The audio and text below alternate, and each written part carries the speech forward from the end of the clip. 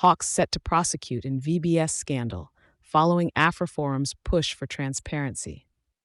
In a significant development in South African justice, the Directorate for Priority Crimes Investigation, commonly known as the Hawks, has recently confirmed the impending prosecution of suspects involved in the infamous VBS Mutual Bank scandal. This case has seen renewed activity following interventions by AfriForum, a civil rights group which has been instrumental in maintaining public and judicial scrutiny on the matter.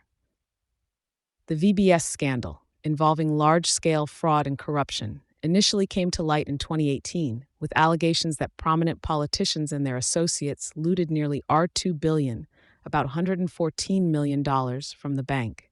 Since then, the investigation's pace had been a concern for observers and stakeholders, prompting AfriForum's private prosecution unit to actively engage with the authorities. On January 17, 2025, a critical meeting was held between the Hawks investigating officer and AfriForum's team, including CEO Callie Creel, advocate Jerry Nell, and chief investigator Andrew Leask. During this session, it was disclosed that the investigation referenced by Creel in 2019 had already covered the grounds of his complaint, which involved accusations against key economic freedom fighters, EF leaders, Julius Malema and Floyd Shivambu, extending to charges of racketeering, corruption, and money laundering. Despite this overlap, Nell and his team have pushed for a nuanced investigation approach.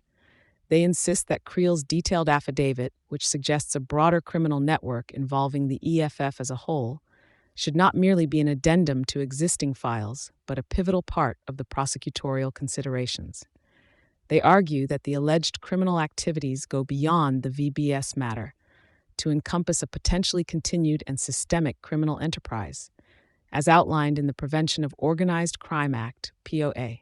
The persistence of AfriForum in this case reflects a critical civic watch over South Africa's prosecutorial processes, ensuring that alleged economic crimes involving high-profile politicians do not go unchecked. This approach is crucial in a country where political connections often imply a bypass of stringent legal scrutiny. Furthermore, this case highlights the essential role of civil rights organizations in bolstering the legal framework and aiding the official justice systems to operate without prejudice, ensuring comprehensive investigations and accountability.